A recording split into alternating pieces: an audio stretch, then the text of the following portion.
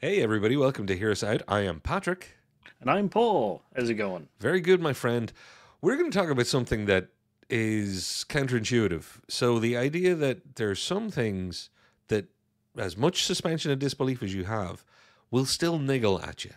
Things that actors just can't seem to get right, and things that storytellers are still just being a little too lazy about.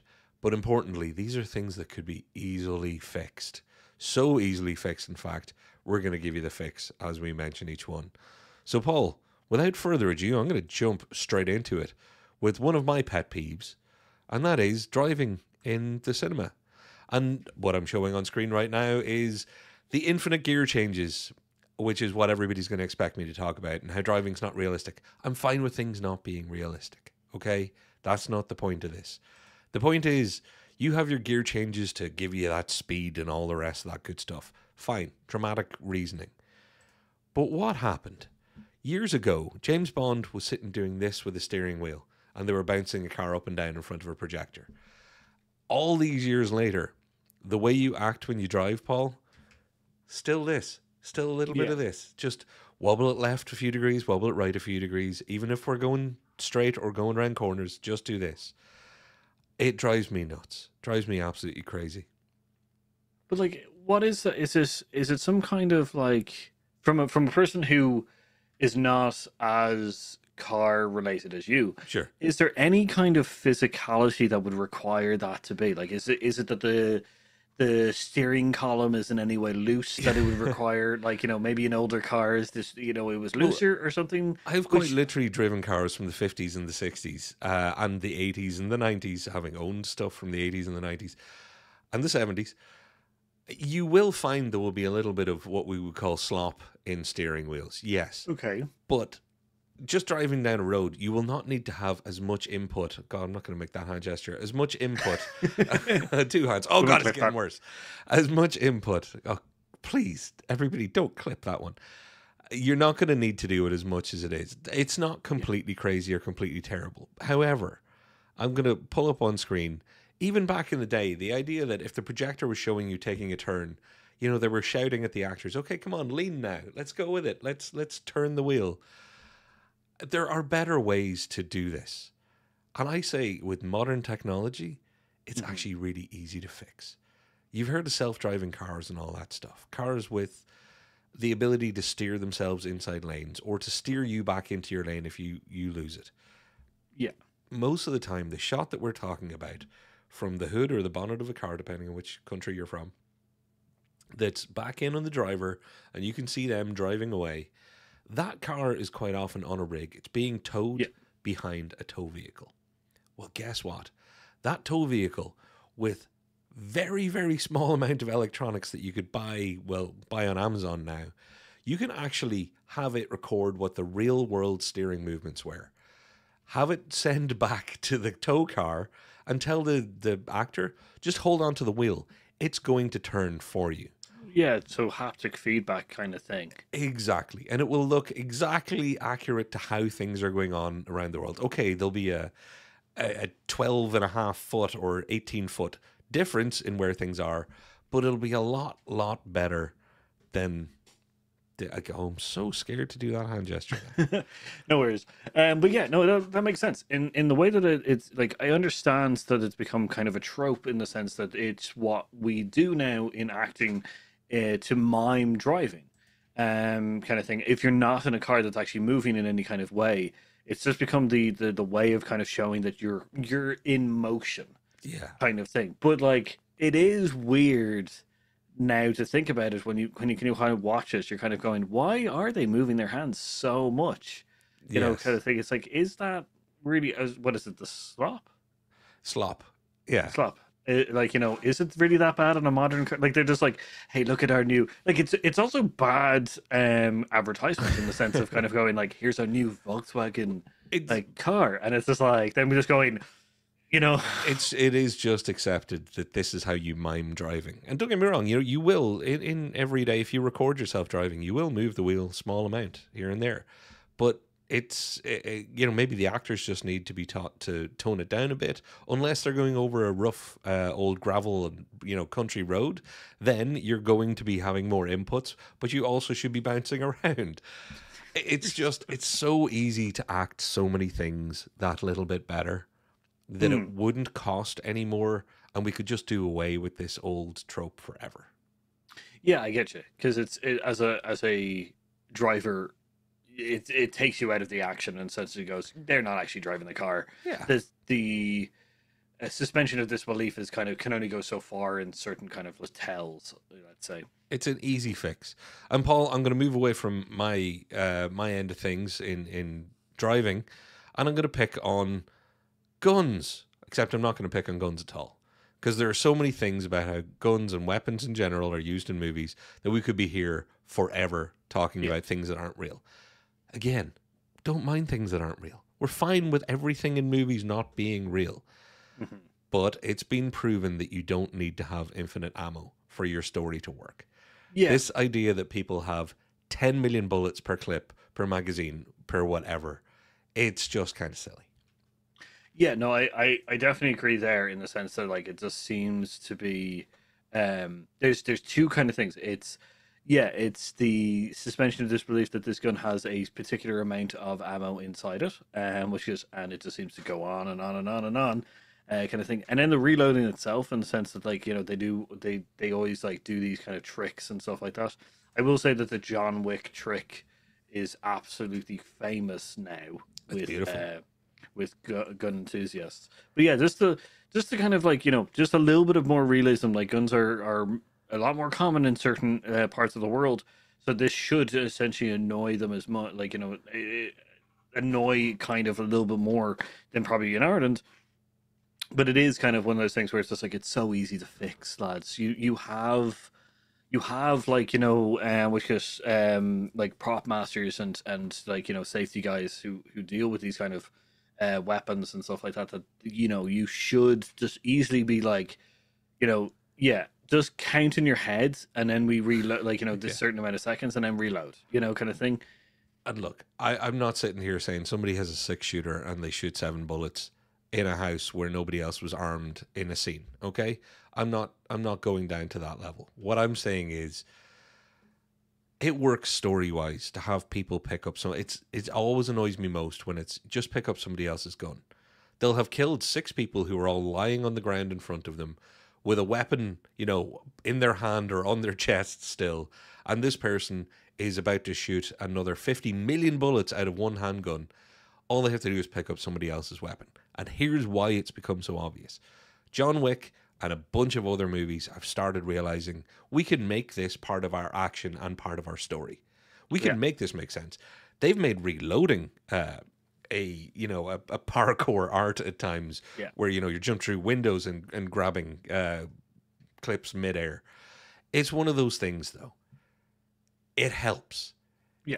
It actually helps. It gives you verisimilitude in a new way. It helps. It raises the stakes. Oh my God, what happens if they run out of bullets? Even if that's not going to be one of your cliffhanger, Dirty Harry story points.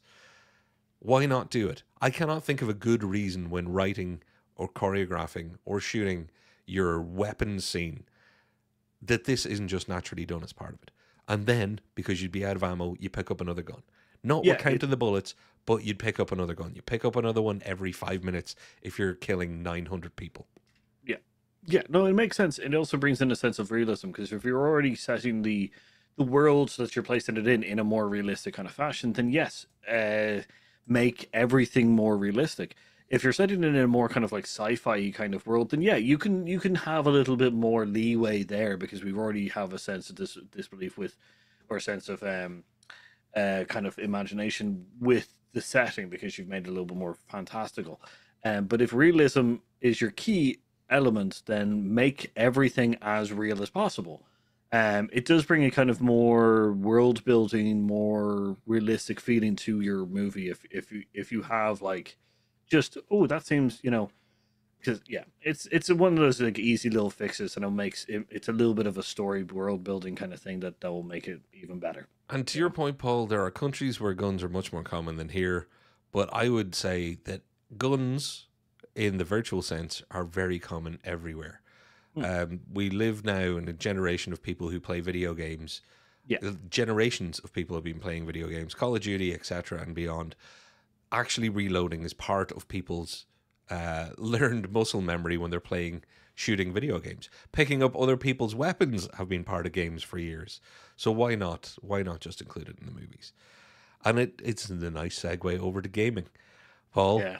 why is it? Why in this day and age, like I say, gaming has been around long enough that anytime an actor is asked to play a game while a camera is pointed at them, hey, pretend like you're playing something. They do this. Yeah, they button smash. And no matter what, like I have played and lost Mortal Kombat and Street Fighter and other games against people who literally do that, and it drives me mad because I'm trying to pull off combos and they're still beating me because they're doing this. But that is not the typical gaming experience. That is not how people use a joypad. Yeah, yeah. The controllers are not really. Yeah, it is button smashing things, and like it shouldn't take much effort in the sense of having just the game there. Like you don't need it in the shot, but just go here. Listen, here's the game. Here's the controllers. You know, just like dude, just beat the shit out of each other. Pardon my language, but which is yeah, just do that and you'll be fine. And you don't need to just be less like try to be a little bit more natural. Kind of try figure out the controls and stuff like that. Like even if you were just like okay, one of you was actually good at the game and the other one's just learning it. It's just like okay, you cannot play this game. You go away for a couple of hours and just play the game. Kind of thing. Just a little bit of method acting Yeah. kind of thing instead of kind of yeah, as you say. Just I'm looking around to see if I have a controller on my desk, but I don't. But yeah, just the absolute kind of like mashing of buttons. The only time I've Frenzy. ever seen anyone do that is kind of like either you're at expert level and you're like 3 rows ahead of people. But in movies they tend not to be these kind of level of players. So like just give them the game for a while, let them play it, kind of put it in their trailer, And like I get it though that so the camera adds £10, the camera takes away 10% of your energy. So you always got to come with 10% more energy, right? That's one of the rules. It's one of the rules we have to try and live by. But that doesn't mean that when somebody hands you a controller that you have to exaggerate 50,000% more your input and output. I just think it's bad coaching and bad training because even if you can't do it the method way as you suggest, which I actually think is the right thing to do, play a game for half an hour, get a wee bit of muscle memory, then while you're doing your dialogue, just let your hands naturally do what they were doing before. That's a solution. Or when a director is there going, okay, hold on, I've seen people play games. You look like a monkey trying to fuck a football. What is going on here? It's one of those things where it's just, okay, I'm loving that you're giving me the energy, but now we need to bring it back down. Just bring it yeah, back down.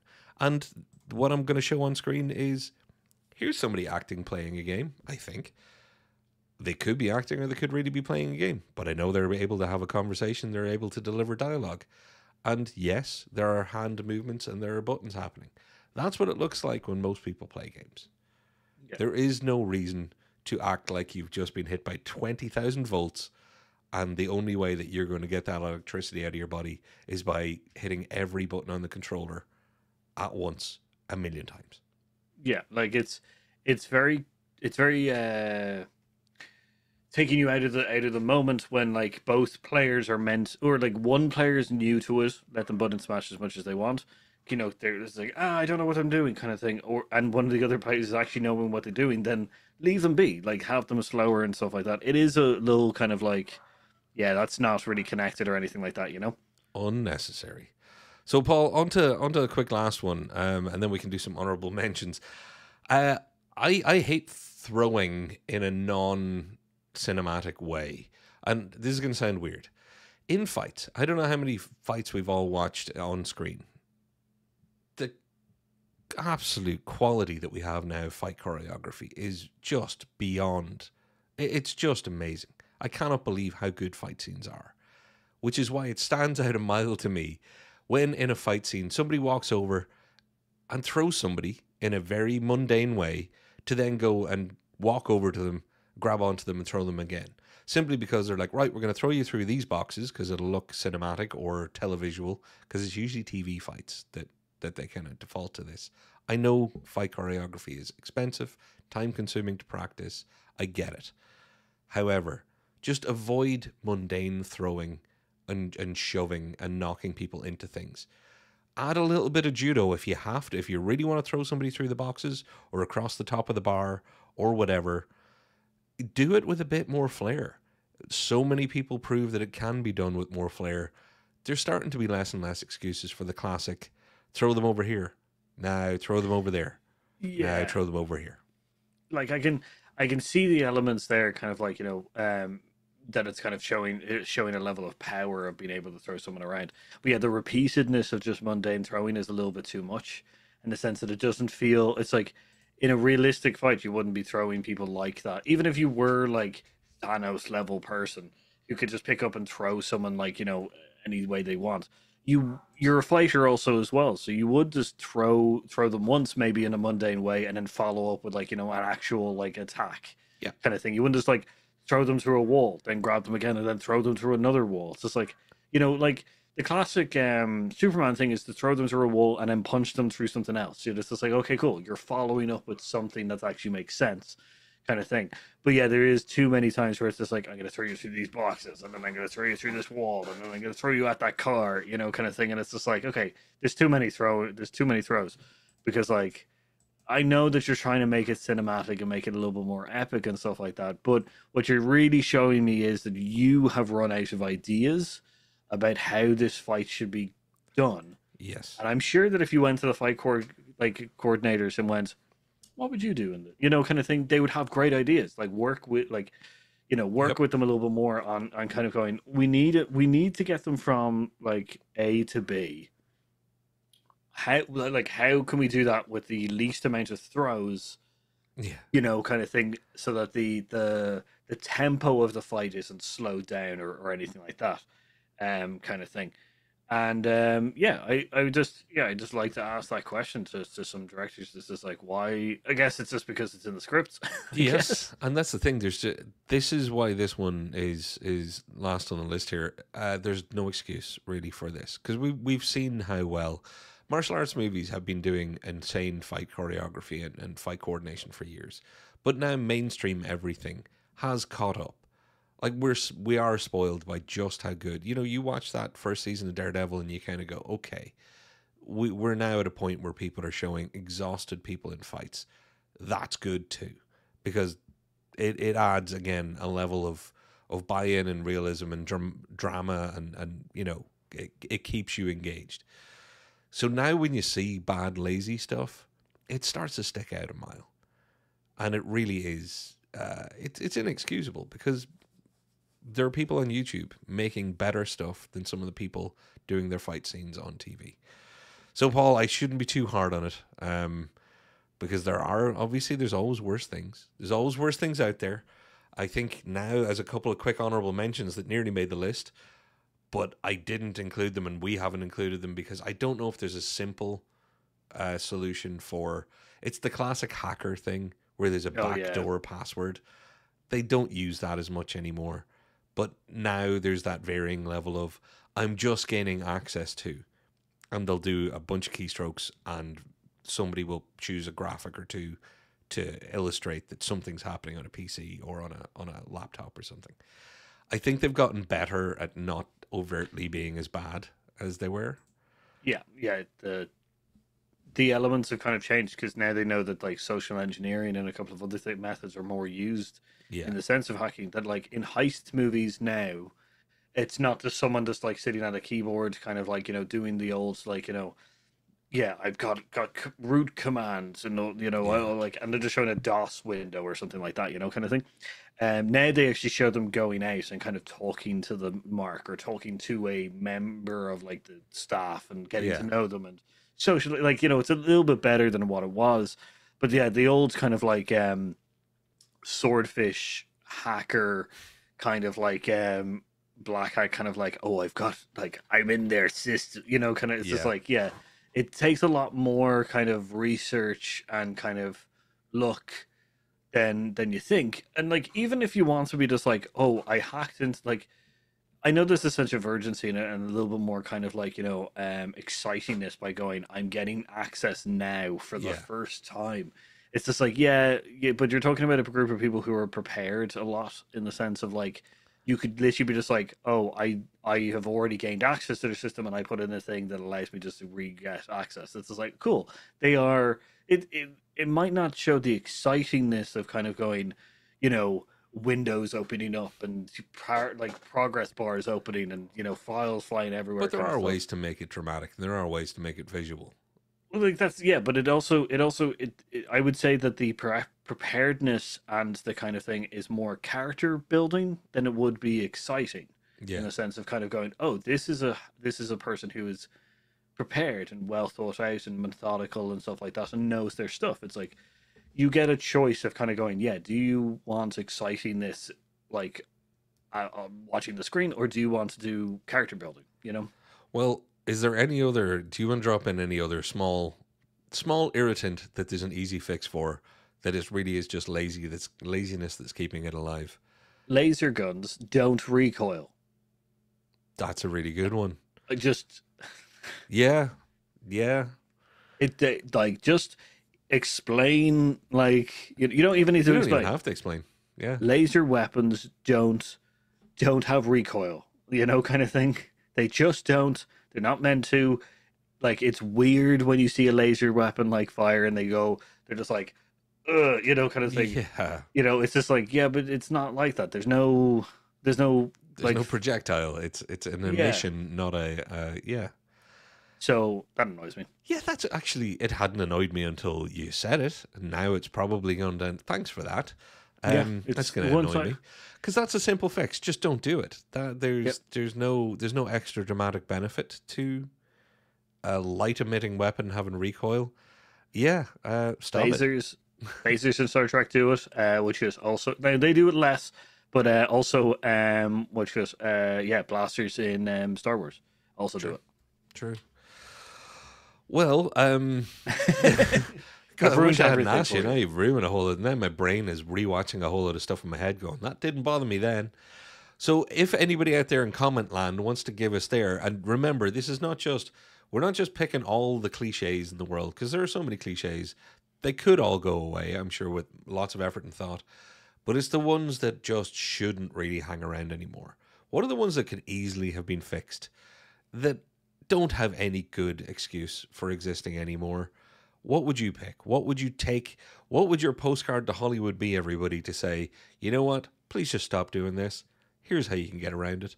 Want to hear them in the comments down below. Want to hear from you all. If you're watching us and you're still here to hear me say this, you're probably not a subscriber because 90% of the people that watch our videos aren't subscribed. We would love it if you could find it in your heart on your way down there to write that comment, to hit a little subscribe, maybe even a like. And sure, get your bell on while you're at it so that next time we're doing something, you get to come along and join and let us know your thoughts. So, Paul, any closers? No, that's it. Laser guns are weird. But otherwise, yeah, I've been Paul, I've been Patrick. and we've been here to Out. We'll see you next time. Bye.